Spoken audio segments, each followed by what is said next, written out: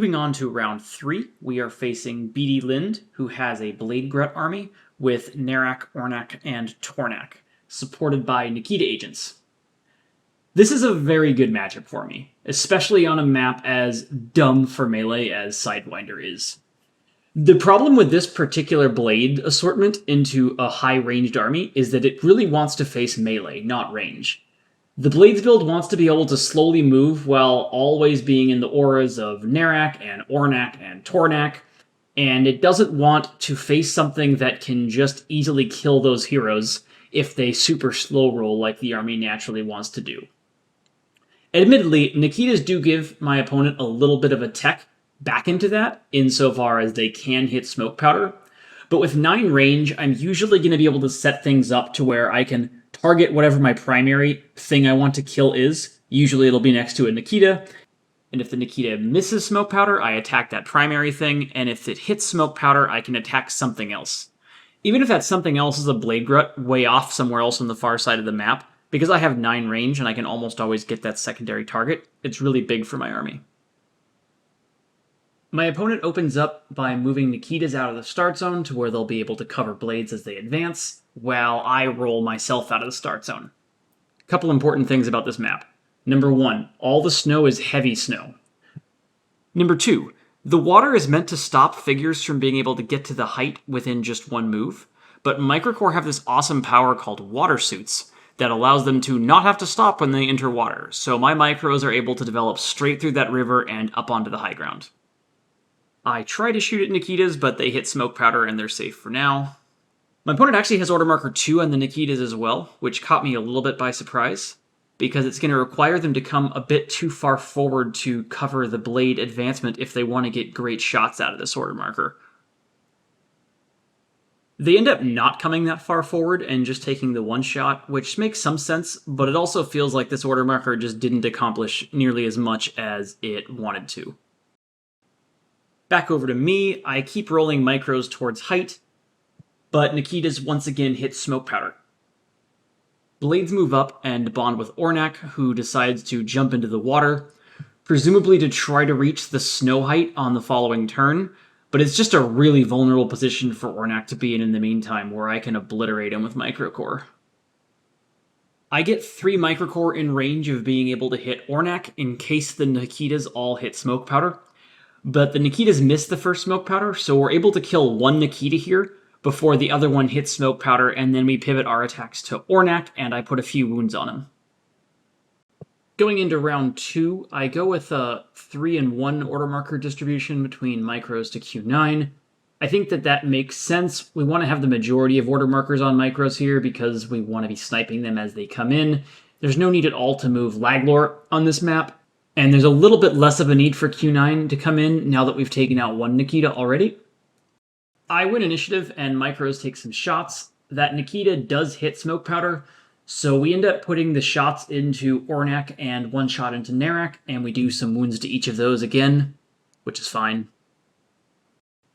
The glyph the micro is on is the defense glyph, so our micros are going to be extra good on defense when these orcs finally come in. The orcs do in fact come in now, bonding with Narak and then sending in a few blades to engage at least the front microcore, but they don't manage to get any kills. I then spread out my micros a bit. My goal is to be able to hit Narak first while trying to not give up height to any blades against microcore. The heroes that give them attack boosts are still pretty far out of the picture, and so my major goal is just to make sure a Blade Grunt doesn't get an attack of 3 off on me. We have a pretty good offensive turn, finishing off Narak with that first attack, and then getting both Blade Grunts that are forward deployed after that. My opponent bonds with Tornak and moves him around the north end of the map in a flanking maneuver, and sends more Blade Grunts up the middle towards my microcore position, and they don't get any kills. Back to me, you can see me checking Tornak's threat range by counting the spaces to see if he can get to that one microcore I have on snow. And then finding that we're safe, we reposition a little bit and shoot the Blade Grunts that have come up the middle at us. Tornak does swing around that edge now, even though he can't get in this turn. My guess is that my opponent was hoping for an initiative switch here to get Tornak engaged on the following turn, and blades come up the middle and get one attack, but don't get the kill. Going into the next round, I think we again need to do a 3-in-1 order marker distribution between micros and Q9. But this time I put the 3 on Q9 with the X on micros. My thought process here was twofold. One, I really wanted to get him up across the water and onto the island. It's just a good spot for him to get to. And two, it's a little bit of a hedge in case the opening of the round goes really badly for me and I've lost a bunch of micros for some reason. However, I end up winning initiative and back up my micros a bit in case I don't kill Tornak to make it harder for Tornak to get those attacks in on micros, and then focus my fire on Tornak first. It takes 2 attacks from micros, but we do get Tornak, and then we're able to use that third attack to also take out the Blade Gret that is engaged with us up on that hill. My opponent actually had order marker 1 here on the Nikitas, not on the Blades, and they end up moving up and taking 2 attacks. However, this order marker really makes me dislike that Tornak placement on the turn before. If you know you're going to go with Nikitas on the order marker 1, you've got to keep Tornak back. Like, the only point to bring him in is to have the upside of the initiative switched, where maybe he gets to a better spot and gets a kill off of that initiative switch, but I really don't like bringing in Tornak vulnerably and then having the 1 on Nikitas. I think that's the worst combo. Thankfully for us, the Nikitas don't get a kill off either attack.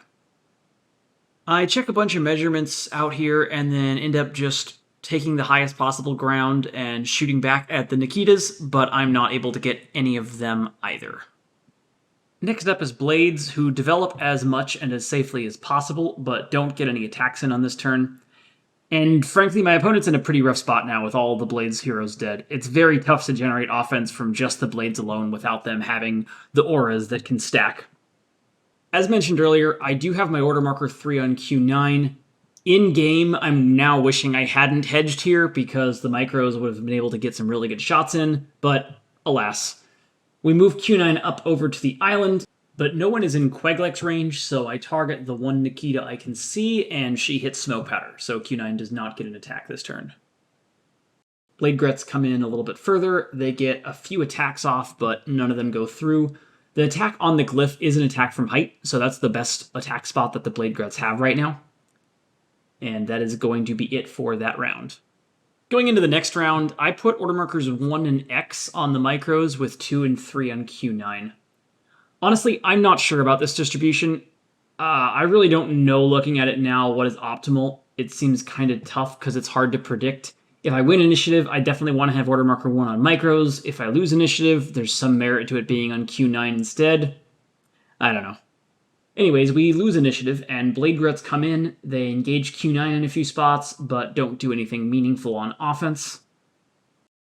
And then it's to our order marker 1 on micros, who take a bunch of shots down at those Blade Grets that came into Q9, and we do get all of them, including that one over by the glyph.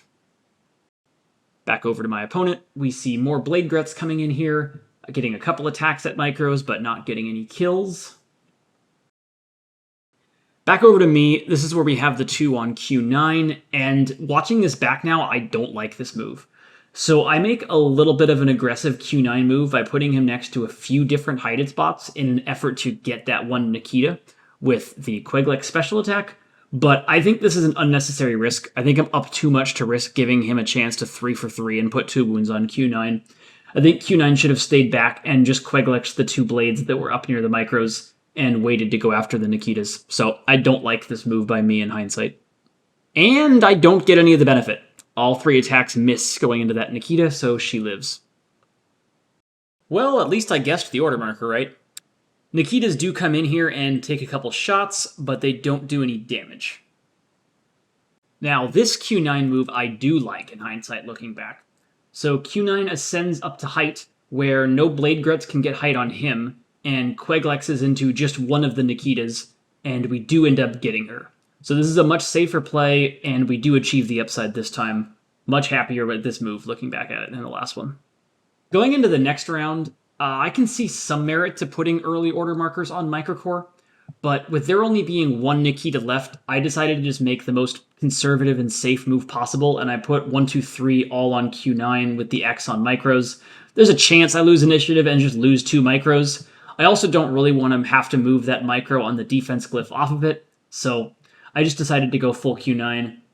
We do lose initiative, and Blade Gruts come in here. They do end up having a fairly good offensive turn overall, as they take out 2 Microcore.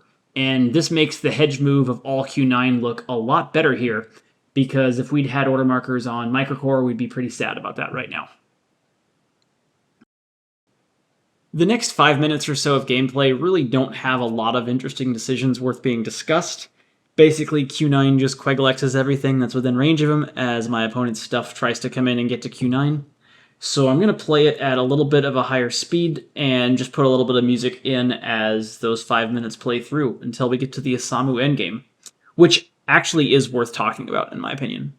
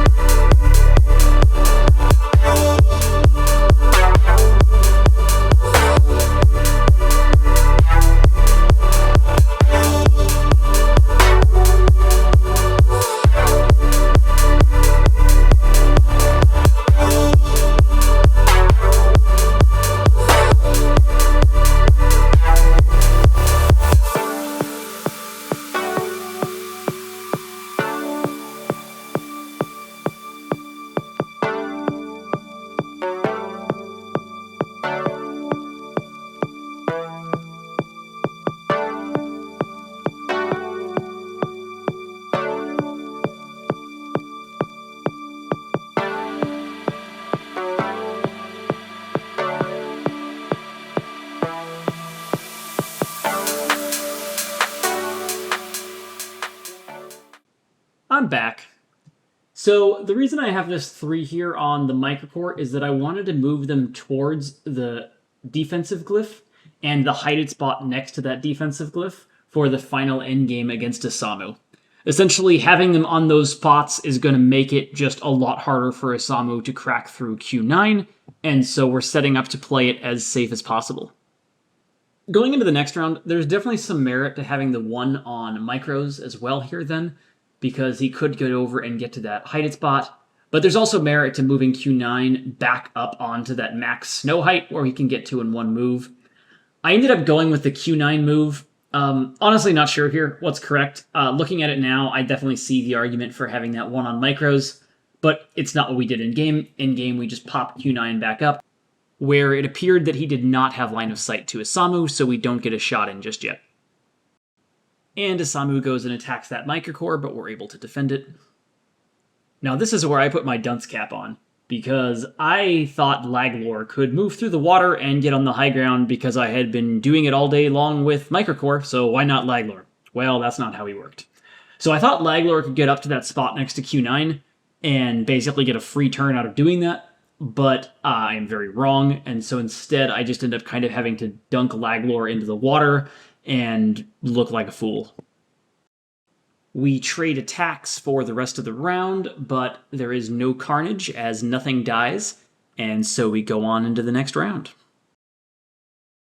Now, next round, I stick my 1 on Laglor so that I can atone for my sins of the previous round and get him up onto height, where I thought he could have been all along, and we finally get him there. Isamu finally manages to kill that Microcore on the defense glyph, which angers Q9 enough that Q9 retaliates and finally eradicates Isamu from the map, ending the game and giving us the win to move to 2-1 on the tournament.